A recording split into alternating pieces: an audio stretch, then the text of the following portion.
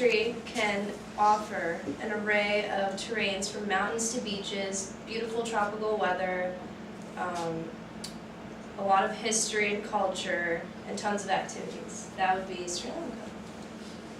Today I'm going to provide you with all the right reasons why you should make a flight booking right now. I'm going to talk about cultural tourism, which includes colonialism, religion, traditions, and then a little bit of recreational tourism. We have a unique geographical landscape, which includes the beach, plateaus, and then the mountains in the middle. So I'm going to go from the coastline inwards when I'm explaining the different aspects of our tourism in Sri Lanka. So I'm going to start off with cultural tourism at the coast, at the Galle Fort. This is one of my favorite places to go in Sri Lanka. It's the most prominent site of Dutch colonialism.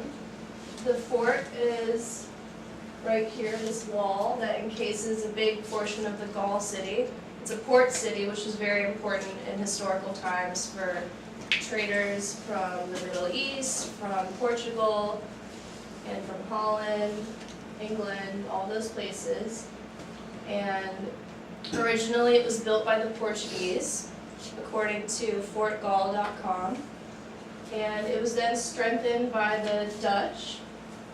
And it's really a true memorial to Galle City's rich and glorious past, according to fortgalle.com. In the 2004 tsunami, the fort also proved that it was very strong because it helped block the wave from completely destroying the town within. And as an added bonus, it's a UNESCO World Heritage Site, so it's protected by the UN. Moving more inland, we're going to the plateau level. This is the Kandy Perahera. It's a parade, and it commemorates the Lord Buddha's tooth relic that came from India.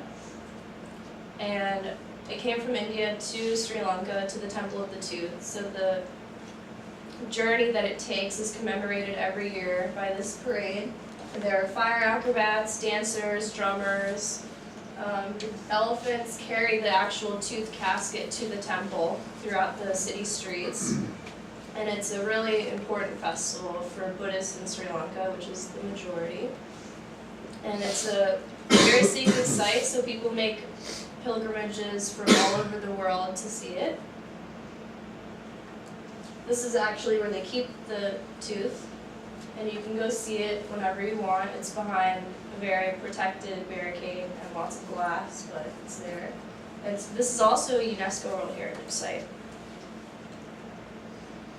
Now I'm going to move on to the mountainous region, which is where we get our tea from, and it's a really important aspect of Sri Lankan culture. It was brought by the British. They introduced tea production, and it's now one of our major exports. It's very much ingrained in the culture. If you go to an office building, instead of coffee breaks, you have tea breaks. And there's really a fourth meal surrounding tea called tea time, obviously, and it's at 4 o'clock.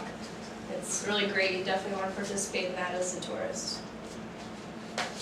Now I'm going to talk about recreational tourism, which is the more interesting part for people who don't like sightseeing but want to get out there and really be active. I'm going to start at the coastline at Arugumbe, which is on the west coast of, or the east coast, sorry, of the island. And it's one of the top 10 surfing spots in the world.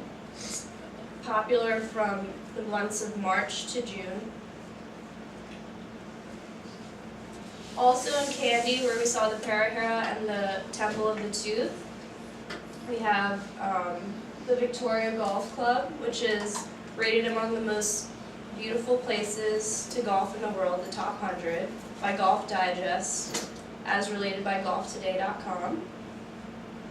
So if you like golf, this is a great place to go. And it's really scenic, so this is the middle level. You can see the mountains in the background and a little lake, and then further this way would be the beach.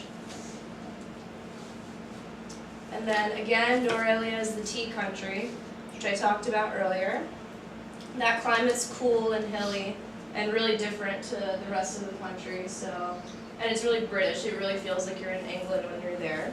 So there's a lot of horseback riding. The horse races are there, just like in colonial times. And you can take a boat out onto this lake, which is really pretty. This is at sunrise. So you might think that there are some counter arguments as to why you shouldn't go to Sri Lanka. Well, I'm going to prove those wrong. People would say that it's maybe not safe from the recent wartime troubles, but the war's definitely over, and the terrorists are pretty much gone. A lot of them were killed in the war in the final stages, and anyone who the government suspects to be a terrorist is kept in a refugee camp. But really, the threat is not there anymore because the leader was killed at the end of the war, and without their leader, they're really not strong at all. Secondly, there's the concern about the 2004 tsunami and whether it'll happen again. According to Science Daily, the Indian Ocean nations have all implemented early warning systems in case of another tsunami.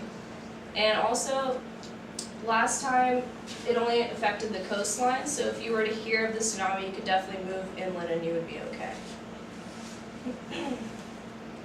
And in a tropical climate, you often would think that there would be malaria.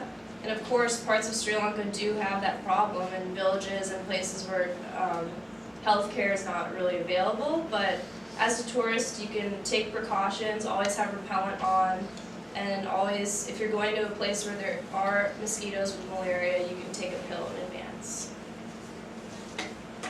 So hopefully you can see the diversity that we have here, and you can make a choice to make your booking now to go to Sri Lanka.